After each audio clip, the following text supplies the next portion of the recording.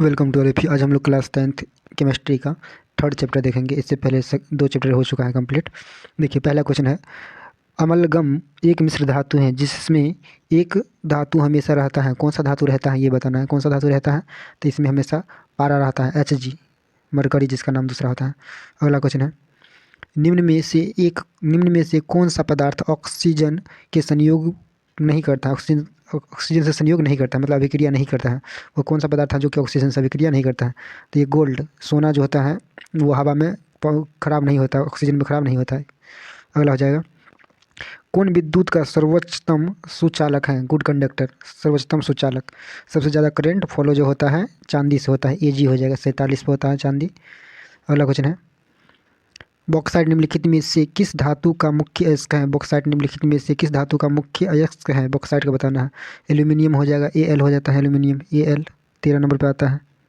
अगला क्वेश्चन हो जाएगा, अगला क्वेश्चन है, निम्नांकित में कौन उपधातु है। उपधातु कितना होता है, उपधातु की संख्या 7 होता है। ये हो जाएगा Sb हो जाएगा, Sb, आंसर डी हो जाएगा। अगला क्वेश्चन हो जाता है, शुद्ध सोना कितना कैरेट का होता है। शुद्ध सोना जो होता है 22 कैरेट का नहीं होता है, 24 कैरेट का होता है। शुद्ध सोना कितना कैरेट का होता है, 24 कैरेट, आंसर भी हो जाएगा। शुद्ध सोना कितना कैरेट का होता है, 24 कैरेट। पीतल क्या है, पीतल एक क्या है, पीतल मिश्र धातु है। पीतल मिश्र धातु है, किससे बन के मिलता है, कॉपर और अगला क्वेश्चन है, निम्नांकित में से किसे चाकू से काटा जा सकता है। निम्नांकित में से किसे चाकू से काटा जाता है। सोडियम को भी चाकू से काटा जाता है। यहाँ पे सोडियम नहीं ऑप्शन दिया है, यहाँ पर लिथियम हो जाएगा, आंसर ए हो जाएगा, लिथियम हो जाएगा, आंसर ए हो जाएगा। अगला क्वेश्चन है, निम्न में से कौन आयनिक यौगिक है। निम्न में से कौन आयनिक यौगिक है, निम्न में से कौन आयनिक यौगिक है। CaCl2, CaCl2। अगला क्वेश्चन हो जाएगा, निम्न में कौन अधातु है। अधातु जिससे करंट पास नहीं होता उसको अधातु कहा जाता है। यहाँ पे कार्बन 6 नंबर पे आता है, आंसर बी हो जाएगा। अगला क्वेश्चन हो जाएगा, सक्रियता श्रेणी में हाइड्रोजन के ऊपर के धातु हैं। हाइड्रोजन से ज़्यादा सक्रिय वाला कौन कौन धातु है, उसको क्या कहा जाता है। तो इसका आंसर हो जाएगा 11 नंबर का, अम्लों से अभिक्रिया कर हाइड्रोजन गैस बनाते हैं। अम्लों से अभिक्रिया कर हाइड्रोजन गैस बनते हैं। अगला क्वेश्चन है, उच्च विद्युत धनात्मक के कारण धातु के परमाणु बनते हैं। धातु के परमाणु बनते हैं, धनायन बनेगा या ऋणायन बनेगा या क्या बनेगा, आंसर बतलाना है। ये धनायन बन जाएगा, आंसर ये हो जाएगा, धनायन बन जाएगा, आंसर ये हो जाएगा। अगला क्वेश्चन है, धातु के ऑक्साइड सामान्यतः कैसा होता है। धातु का ऑक्साइड जो होता है सामान्यतः कैसा होता है। धातु का ऑक्साइड क्षारीय होगा और धातु का ऑक्साइड अम्लीय होता है। अगला क्वेश्चन हो जाएगा, अयस्क से चुंबकीय अशुद्धियों को दूर करने के लिए जो विधि प्रयुक्त की जाती है वह कौन सी विधि है। उस विधि का नाम क्या है पूछा जा रहा है, मतलब उस विधि का नाम क्या है। देखिए, जैसे कि आटा में मिल जाता है चुंबक, तो उसको चुंबक से आटा में मिल जाता है कोई लोहा का पाउडर, तो उसको चुंबक से अलग किया जाता है। यही आंसर हो जाएगा, चुंबकीय पृथक्करण विधि। अगला क्वेश्चन है, सल्फाइड अयस्क को का सांद्रण किया जाता है। सल्फाइड अयस्क का सांद्रण किससे किया जाता है, कैसे किया जाता है। इसका आंसर जो रहता है फेन प्लवन विधि द्वारा से किया जाता है, फेन प्लवन विधि से किया जाता है। अगला क्वेश्चन है, निम्नांकित में से कौन एल्यूमिनियम का मिश्र धातु है। एल्यूमिनियम का मिश्र धातु कौन है। ये हो जाएगा मैग्नीशियम। अगला क्वेश्चन है, कॉपर का निष्कर्षण मुख्यतः किस अयस्क से किया जाता है। किस अयस्क से किया जाता है, कॉपर का निष्कर्षण मुख्यतः किस अयस्क से किया जाता है, मतलब कहाँ से कॉपर प्राप्त किया जाता है, ये पूछा जा रहा है। आंसर बताना है, क्या आंसर हो जाएगा 17 नंबर का, इसका आंसर हो जाएगा बीट, कॉपर पायराइट्स। अगला क्वेश्चन हो जाएगा, किसी अधातु के परमाणु के बाह्यतम शेल में इलेक्ट्रॉनों की संख्या। अधातु होता है उसके बाह्यतम शेल पूरा रहता है, अधातु में बाह्यतम शेल जो होता है भरा हुआ रहता है, तो 8 हो जाएगा। अगला क्वेश्चन हो जाएगा, साधारण गंधक मतलब सल्फर हुआ, सल्फर मतलब 16 किस आणविक रूप में पाया जाता है। किस आणविक रूप, सल्फर का सिंबल ही होता है S, ये आंसर हो जाएगा। अगला क्वेश्चन, फास्फोरस इसका आणविक सूत्र पूछा जा रहा है, आणविक रूप पूछा जा रहा है। आणविक सूत्र का मतलब होता है फार्मूला, तो इसका जो फार्मूला होता है सल्फर का जो फार्मूला होता है क्या होता है, S8 हो जाता है। सल्फर का फार्मूला आणविक रूप जो होता है S8 हो जाता है।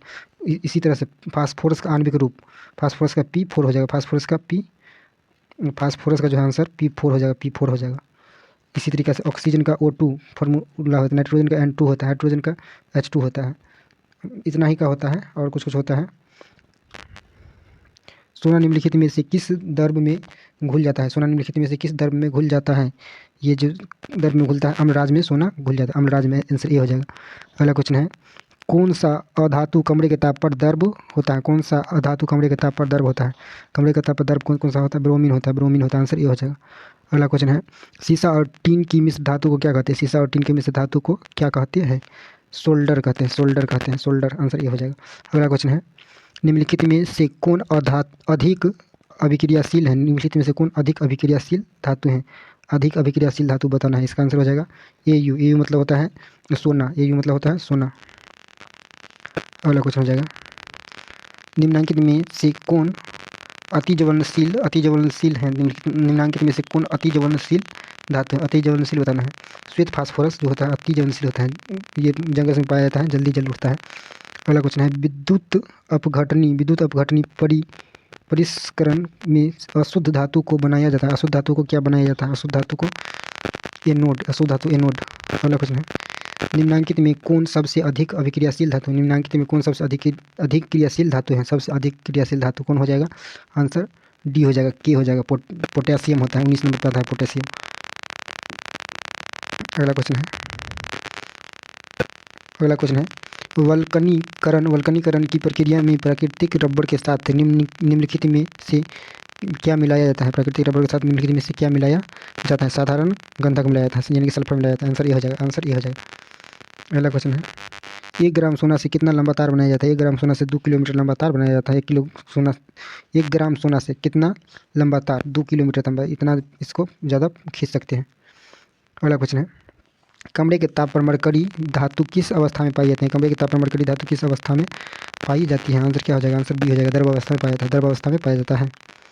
अगला क्वेश्चन है, व्यावसायिक स्तर पर एल्यूमीनियम धातु का निष्कर्षण किस अयस्क से किया जाता है? किस अयस्क से किया जाता है? किस अयस्क से किया जाता है? आंसर हो जाएगा बॉक्साइट से किया जाता है, बी हो जाएगा, बॉक्साइट से किया जाता है। अगला क्वेश्चन है, लोहे के निष्कर्षण में चूना पत्थर कैल्शियम सिलिकेट एक यौगिक बनाता है। यह यौगिक क्या कहलाता है? यह यौगिक क्या कहलाता है? यह यौगिक धातुमल कहलाता है, धातुमल कहलाता है। आंसर डी हो जाएगा, धातुमल कहलाता है। अगला क्वेश्चन हो जाएगा, किसी तत्व के गुणधर्म का दो से अधिक विभिन्न रूप में प्रस्तुतिकरण तत्व की क्या कहलाती है? प्रस्तुतिकरण तत्व की क्या कहलाती है? 33 का आंसर बताना है। 33 का आंसर हो जाएगा अपरूपता कहलाते हैं, जैसे अपरूपता कहलाते हैं, जैसे कार्बन के 3 अपरूप होता है। धातु की प्रकृति कैसी होती है? धातु की प्रकृति कैसी होती है? धनात्मक या ऋणात्मक, ये बताना। धातु की प्रकृति धनात्मक होगी, विद्युत के धनात्मक होता है। अगला क्वेश्चन है, लोहा एवं इस्पात को जंग से सुरक्षित रखने के लिए उन पर किस धातु की पतली परत चढ़ाई जाती है? ये इंपॉर्टेंट क्वेश्चन है, बहुत ज़्यादा इंपॉर्टेंट क्वेश्चन है। जिंक का परत चढ़ाया जाता है, आंसर डी हो जाएगा, जिंक का परत चढ़ाया जाता है, आंसर डी हो जाएगा। अगला क्वेश्चन है, किस रासायनिक यौगिक को गर्म करने पर प्लास्टर ऑफ पेरिस प्राप्त किया जा सकता है? प्लास्टर ऑफ पेरिस प्राप्त किया जा सकता है। किसको गर्म करेंगे? जिप्सम को गर्म कर देंगे तो प्लास्टर ऑफ पेरिस मिल जाएगा, आंसर बी हो जाएगा, आंसर बी हो जाएगा, जिप्सम। अगला क्वेश्चन है, अभिक्रियाशीलता के क्रम, ये तो आपको वैलेंसी याद रखना पड़ेगा, उसके अकॉर्डिंग बनेगा, ऐसे तो बनेगा नहीं, वैलेंसी निकाल के बनेगा। तो इसमें हो जाएगा, ये सी हो जाएगा, मैग्नीशियम, उसके बाद एल्यूमिनियम आएगा। अगला क्वेश्चन है, एकारेजिया किस अनुपात में सांद्र हाइड्रोक्लोरिक अम्ल एवं सांद्र नाइट्रिक अम्ल का ताज़ा मिश्रण होता है? ये हो जाएगा 3:1, आंसर सी हो जाएगा, 3:1, आंसर सी हो जाएगा। अगला क्वेश्चन है, अपने शुद्ध रूप में धातु की सतह होती है।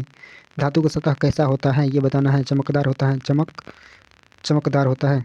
अगला क्वेश्चन हो जाएगा, धातु का पतले तार के रूप में खींचने की क्षमता को क्या कहते हैं? धातु का पतले तार के रूप में खींचने की क्षमता को क्या कहा जाता है? तन्यता कहा जाता है, आंसर हो जाएगा बी, तन्यता कहा जाता है। अगला क्वेश्चन है, कुछ धातुओं को पीट कर पतली चादर बनाया जा सकता है, इस गुणधर्म को क्या कहते हैं? इस गुणधर्म को आघातवर्धनीयता कहते हैं, आंसर बी हो जाएगा, आंसर बी हो जाएगा, 41 का आंसर बी हो जाएगा। अगला क्वेश्चन है, जो धातुएं कठोर सतह से टकराने पर आवाज़ उत्पन्न करती हैं उन्हें क्या कहते हैं? ये आंसर हो जाएगा बी, ध्वनिक सोनोरस। अगला क्वेश्चन है, सबसे अधिक तन्य धातु कौन है? सबसे अधिक तन्य धातु कौन है? ये सबसे ज़्यादा दूर तक लंबा किससे फैलाया जाता है? किस धातु को फैलाया जाता है? सोना को। 1 ग्राम सोना को कितना? 2 किलोमीटर तक। अगला क्वेश्चन हो जाएगा, इनमें से कौन अधातु होते हुए भी चमकीला होता है? कौन अधातु है फिर भी चमकीला होता है?